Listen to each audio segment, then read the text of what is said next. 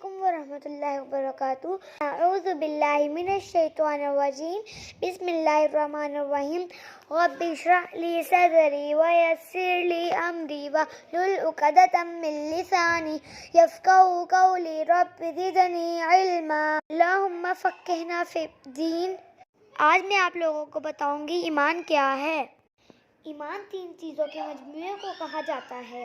اقرار باللسان یعنی زبان کا اقرار، یعنی کہ جو شخص زبان سے کلمہ پڑھ کے مسلمان ہو جاتا ہے، یعنی زبان کا اقرار۔ تصدیق بالجنان، دل سے تصدیق یعنی عقیدے کی حد تک پختہ یقین، یعنی جو دل سے بھی مسلمان ہو، منافق نہ ہو اور جس کا عقیدہ درست ہو۔ پھر باری آتی ہے عمل بالارکان، یعنی اعضاء کے ساتھ عمل، یعنی ایمان لانے کے بعد اللہ تعالیٰ کی تعلیمات پر عمل کرنا، یعنی نماز، زکوٰۃ، روزہ اور حج۔ گویا ایمان نظریات، کردار اور قول و عمل کا نام ہے، یعنی جو زبان سے بات کی جائے وہ دل میں بھی ہو اور وہ عمل میں بھی ہو۔ اب ہم پڑھیں گے ایمان کا کم اور زیادہ ہونا، جو کہ ایمان میں اقرار، تصدیق اور عمل تینوں چیزیں داخل ہیں۔ یعنی وہ لوگ کہہ رہے ہیں جو کہ ایمان میں یہ تینوں چیزیں داخل ہیں اور انسانوں میں یہ اشیاء برابر نہیں ہوتی۔ وہ لوگ کہہ رہے ہیں اور ہر انسان میں یہ چیزیں برابر نہیں ہوتی۔ پھر کسی کے اعمال زیادہ ہوتے ہیں، کسی کے اعمال تھوڑے ہوتے ہیں، کوئی پختہ یقین والا ہوتا ہے، کوئی کمزور اعتماد والا ہوتا ہے۔ ایک انسان کے حالات بھی ایک وقت ایک جیسے نہیں ہوتے۔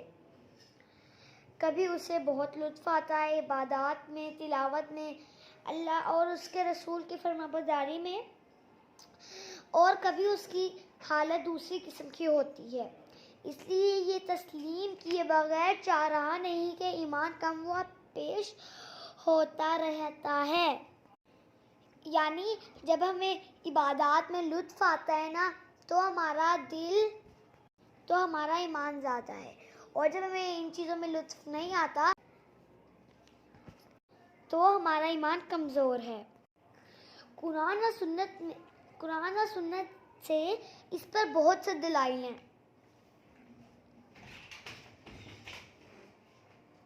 صحیح مسلم میں حضرت حنظلہ اسعدی رضی اللہ تعالیٰ عنہ کی روایت ہے کہ حضرت ابوبکر صدیق رضی اللہ تعالیٰ عنہ سے ملاقات ہوئی۔ انہوں نے کیف انت یا حنظلہ کہہ کر پوچھا کہ حنظلہ کیسے ہو؟ تو جواب دیا کہ نافق حنظلہ منافق ہو گیا۔ تو کہنے لگے سبحان اللہ، یہ کیا کہہ رہے ہو؟ تو کہنے لگے جب ہم رسول اللہ صلی اللہ علیہ وسلم کے پاس ہوتے ہیں، آپ صلی اللہ علیہ وسلم ہمیں جنت و جہنم کے تذکرے کر کے نصیحت کرتے ہیں۔ تو کیفیت اس طرح ہوتی ہے کہ جیسے اپنی آنکھوں سے دیکھ رہے ہیں، پھر جب اہل و عیال اور کاروبار میں مصروف ہوتے ہیں تو وہ کیفیت نہیں رہتی۔ تو حضرت ابوبکر صدیق رضی اللہ تعالیٰ عنہ فرمانے لگے یہ معاملہ تو ہمارے ساتھ بھی ہوتا ہے۔ پھر رسول اللہ صلی اللہ علیہ وسلم نے فرمایا کے پاس رسول اللہ صلی اللہ علیہ وسلم کے پاس گئے، پھر رسول اللہ صلی اللہ علیہ وسلم کے پاس گئے، ان سے جا کے بیان کیا تو آپ صلی اللہ علیہ وسلم نے فرمایا، ترجمہ، اس ذات کی قسم جس کے ہاتھ میں میری جان ہے، اگر تم ہمیشہ اسی حالت میں رہو جس حالت میں میرے پاس ہوتے ہو تو فرشتے تمہارے بستروں اور راستوں میں آ کر تم سے مصافحہ کریں گے۔ لیکن حنظلہ یہ وقت کی کیفیت ہوتی ہے۔ 3 بار یہ الفاظ بیان فرمائے، حضرت حنظلہ رضی اللہ تعالیٰ عنہ نے کہا کہ جب ہم نبی کریم صلی اللہ علیہ وسلم کے پاس ہوتے ہیں نا تو ہمارے ایمان کی حالت بہت اچھی ہوتی ہے، اور جب ہم گھر چل جاتے ہیں تو پھر گھر والوں کے ساتھ مل کے ہماری ایمان کی حالت خراب ہو جاتی ہے یا کمزور ہو جاتی ہے۔ تو پھر رسول اللہ صلی اللہ علیہ وسلم نے فرمایا کہ جس طرح تم میرے پاس ہوتے ہو اگر اسی طرح تم ہر وقت رہو تو پھر فرشتے تم سے آ کر سلام کریں گے۔